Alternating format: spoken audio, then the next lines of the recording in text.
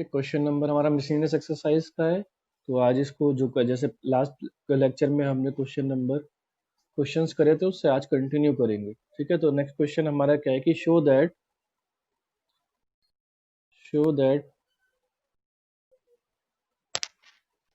A intersection B equal to A intersection C given है, या given है। ठीक है, आपको ये दिखाना है कि इसका मतलब ये नहीं है कि नीड नॉट इम्प्लाई कि वहां पर बी और सी आपस में बराबर आ जाएंगे। ठीक है ना, ये दिया हुआ है कि दोनों के इंटरसेक्शन,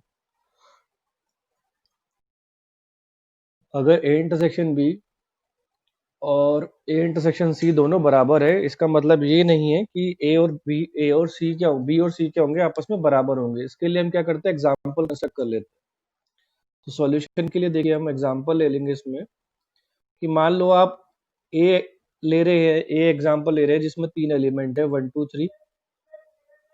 ठीक है, हमें नीड नॉट इम्प्लाई देना है ना, तो जब भी नीड नॉट इम्प्लाई आ जाए तो आपको वहां पर एक एग्जाम्पल क्रिएट करना है जिसमें ये बात वेरीफाई ना हो पाए। तो ऐसा कोई एग्जाम्पल सोचना है। ऐसे यहाँ पर सी देखिए,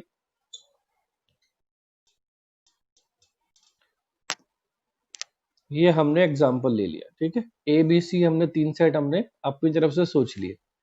तो यहाँ पर अब कंसीडर करते हैं कि ए इंटरसेक्शन बी क्या आ रहा है हमारा, भाई ए इंटरसेक्शन बी हमारा 2 3 आ रहा है, और ए इंटरसेक्शन सी भी हमारा कितना आ रहा है, 2 3 आ रहा है। तो वो कह रहा है, उसका मतलब कहने का था कि बी और सी बराबर है। तो देखिए यहाँ पर बी और सी डिफरेंट है, सी में हमारे पास 4 है और बी में हमारे पास 5 है, but B is not equal to C. तो इसका मतलब क्या है कि ये चीज हमारी इम्प्लाई नहीं करती है। अगर हम देखें तो नेक्स्ट क्वेश्चन में हमसे पूछा गया है कि अगर आपके पास दो सेट्स है, नेक्स्ट क्वेश्चन में हमसे पूछा है कि let A and B sets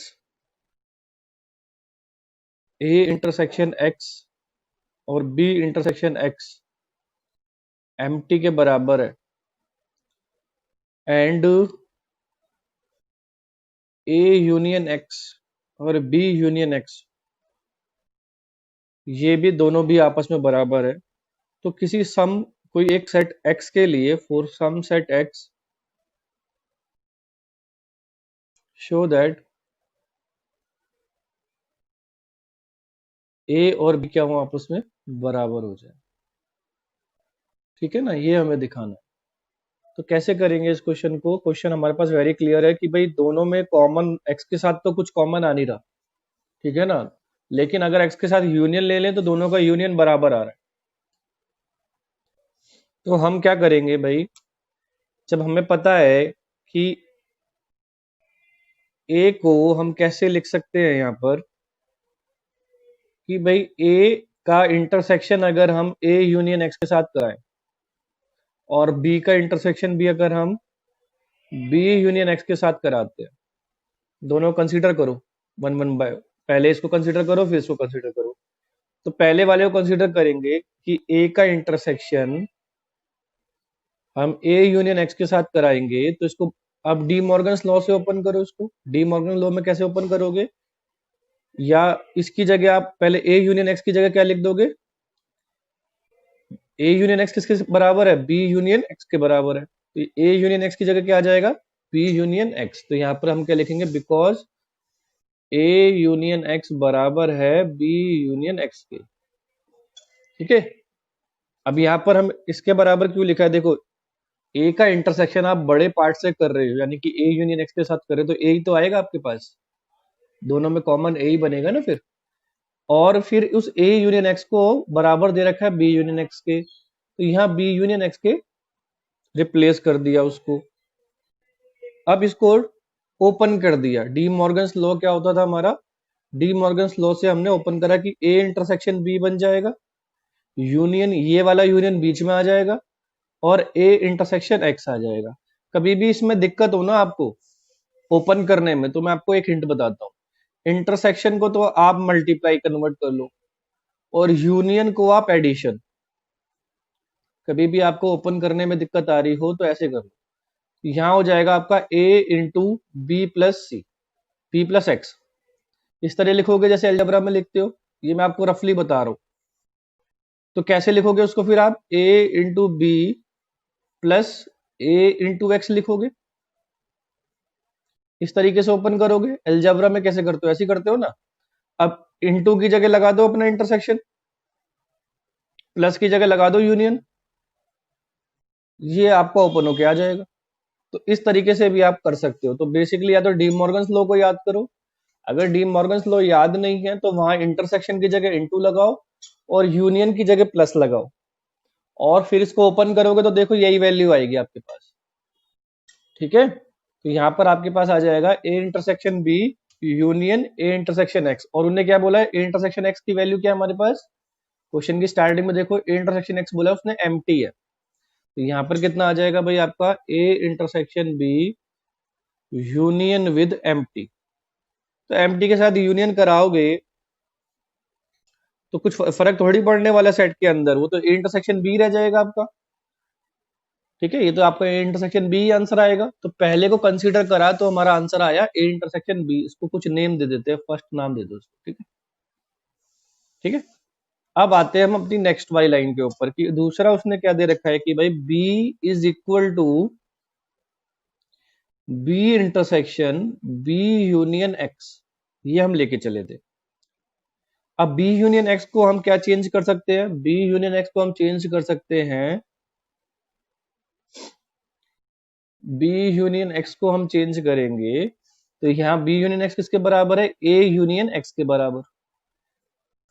ठीक है, ए यूनियन एक्स। अब ए यूनियन एक्स को आप कंसीडर कर रहे हो तो फिर दोबारा आपके पास क्या लगाओगे, आप डी मॉर्गन्स लॉ लगाओगे। तो या तो आप इंटरसेक्शन को इनटू और यूनियन को प्लस में कन्वर्ट कर दो, सेम बात आएगी। तो यहां आ जाएगा B intersection A union B intersection X, किसी भी तरीके से कर लो। तो यहाँ बी इंटरसेक्शन ए को लिख लो या चाहे ए इंटरसेक्शन बी लिख लो, एक ही बात है। यूनियन बी इंटरसेक्शन एक्स, तो यहाँ पर देखो स्टार्टिंग में दिया हुआ है क्वेश्चन में कि बी इंटरसेक्शन एक्स की वैल्यू कितनी है, एम्प्टी। तो यहाँ भी कितना आ जाएगा, एम्प्टी आ जाएगा। तो यहाँ इसको सॉल्व करोगे तो यहाँ भी कितनी वैल्यू आ जाएगी, ए इंटरसेक्शन बी आ जाएगी। इसको कर लो 2। तो बाय 1 एंड 2 में क्या हो गया, दोनों का आरएचएस सेम हो गया। बाय 1 एंड 2 आपका क्या होगा, अगर आरएचएस सेम है तो दोनों के एलएचएस भी सेम आ जाएंगे, यानी कि ए इक्वल टू बी आ जाएगा। ये आपको क्या करना था, शो करना था।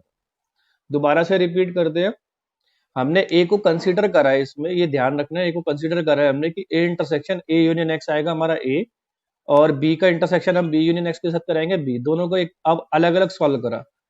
ए इंटरसेक्शन ए यूनियन एक्स की जगह हमने, बिल्कुल रिपीट कर रहा हूं देखो, हमने ये चीज कंसीडर करी है, ये हमें रिमेंबर रखनी है, ये तो हमें कंसीडर करना है।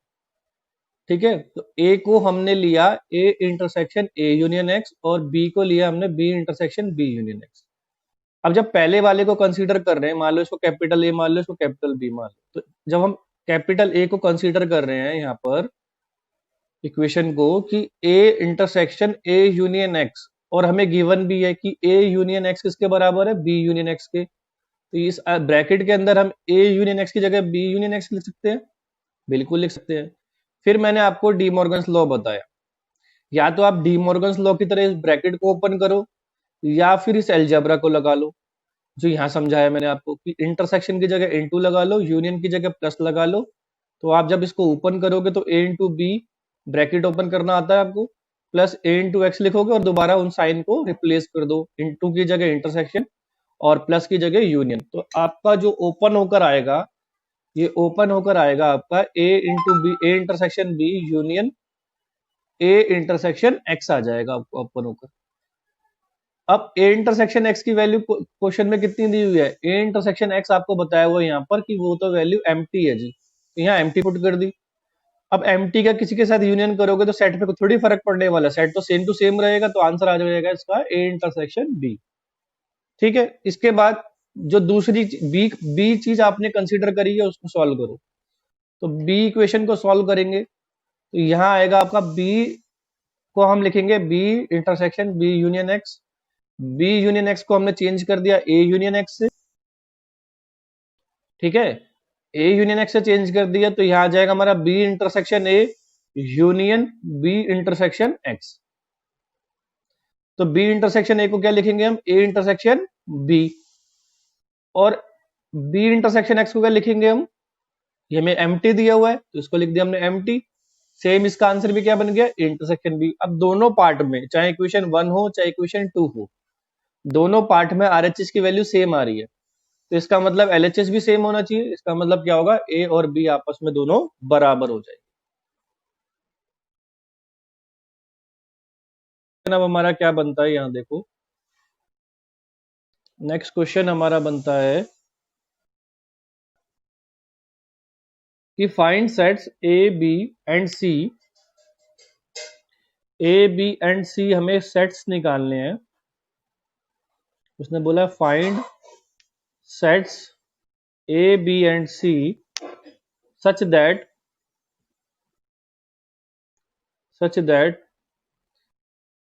ए इंटरसेक्शन बी या बी इंटरसेक्शन सी और एंड ए इंटरसेक्शन सी अगर आप कंसीडर कर रहे हो, और सारे कैसे हैं, नॉन एम्प्टी हैं, are non empty. Non empty मतलब उसमें कोई ना कोई एलिमेंट कॉमन है, यानी कोई ना कोई उनके अंदर एलिमेंट है, लेकिन तीनों का अगर इंटरसेक्शन करो तो कुछ कॉमन नहीं आना चाहिए। इंडिविजुअली सब में एलिमेंट्स कॉमन होंगे तीनों सेट्स के अंदर जब आप दोनों का पेयर वाइज इंटरसेक्शन कर रहे हो, लेकिन जब तीनों का एक साथ ट्रायो में जब इंटरसेक्शन ले रहे हो तब उसके अंदर कोई भी सेट क्या है, कोई भी एलिमेंट क्या है, कॉमन नहीं आना चाहिए। ऐसा कोई एग्जांपल हमें 3 सेट लेके चल रहे हैं, तो कंसीडर करते हैं पहला अपना, मैं सिर्फ एग्जांपल बता देता हूं आपको, पहला कोई भी मान सकते हो आप खुद कर, जैसे मान लो ए में 1 2 ले लिया, बी में ले लो फिर 2 3 4, और सी में ले लीजिए आप 1 3 5। ठीक है, सी में ले लिया आपने 1 3 5। अब ए इंटरसेक्शन बी आपने देखा कि भाई इंटरसेक्शन बी में तो वो 1 2 2 कॉमन आ गया, बी इंटरसेक्शन सी में आपने देखा कि भाई यहाँ 3 कॉमन आ गया, और ए इंटरसेक्शन सी में आपने देखा कि यहाँ 1 कॉमन आ गया। तीनों में पार्ट्स कॉमन है, तीनों में क्या है, पार्ट्स कॉमन है, लेकिन जब आप तीनों का इंटरसेक्शन लोगे तो ऐसा कोई भी ऐसा एलिमेंट नहीं है इसमें, ऐसा कोई भी एलिमेंट नहीं है जो तीनों में आ रहा हो। जैसे 2 इसमें आ रहा है तो इसमें आ रहा है, तो इसमें नहीं आ रहा, 1 इसमें आ रहा है तो इसमें नहीं आ रहा, 3 इन दोनों में आ रहा है तो इसमें नहीं आ रहा। तो ऐसा कोई भी एक कॉमन एलिमेंट नहीं है जो तीनों के अंदर आए, तो इनका तीनों का इंटरसेक्शन क्या बन जाएगा, एम्प्टी बन जाएगा। तीनों का इंटरसेक्शन क्या बन जाएगा, एम्प्टी बन जाएगा। तो इस तरीके से हम इस एग्जाम्पल को कंसिडर कर सकते हैं। ठीक है, तो यही दिखाना था इस क्वेश्चन। आपका बनता है, क्वेश्चन को कंसिडर करेंगे कि इन ए सर्वे, अगर आपने कोई सर्वे लिया है, in a survey of 600 students, in a survey of 600 students,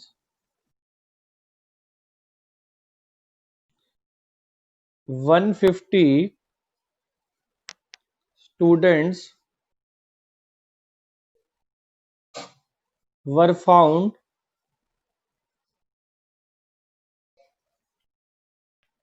to be taking tea।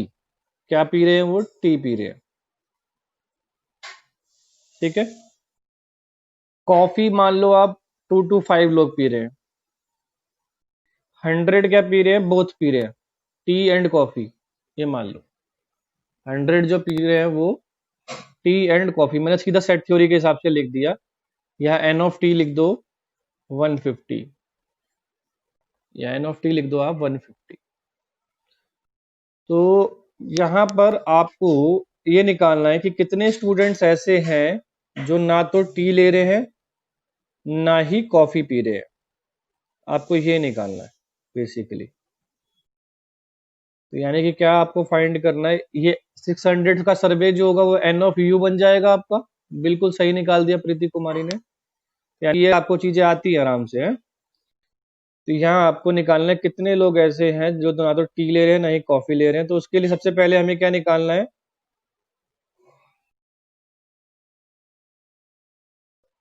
T union सी निकालेंगे, दोनों का यूनियन निकाल लो पहले। यूनियन कैसे निकालोगे, एन ऑफ टी करोगे, ठीक है ना, एन ऑफ टी करोगे प्लस एन ऑफ सी करोगे, फिर minus N of T intersection C करोगे। ये फॉर्मूला लगाओगे आप, इसमें वैल्यूज पुट करो, 150 प्लस 225 माइनस 100, तो आपका आंसर आ जाएगा यहाँ 275। किसकी वैल्यू आई है, N of T union C की।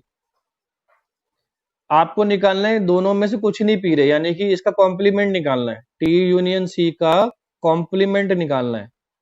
ना तो चाय पी रहे ना ही कॉफी पी रहे, तो वो उनका कॉम्प्लीमेंट कैसे निकालोगे भाई, ये तो हुए पीने वाले और हमें निकालने नहीं पीने वाले, तो इसका कॉम्प्लीमेंट निकालना हो गया ना। कॉम्प्लीमेंट के लिए या तो आप सी लिखो ऊपर, या फिर उसके ऊपर ये डैश लगा दो, दोनों साइन आप यूज कर सकते हो। तो कॉम्प्लीमेंट कैसे निकालोगे भाई, इसका कॉम्प्लीमेंट निकालोगे तो इसको यूनिवर्सल में से माइनस कर दो। इसको यूनिवर्सल में से माइनस करोगे तो यहाँ पर आपका आ जाएगा 600 में से माइनस हो जाएगा आपका 275, और आंसर जैसे प्रीति कुमारी ने बताया था 325 आपका आंसर बन जाएगा। ठीक है भाई, किसी कोई दिक्कत हो तो बताओ।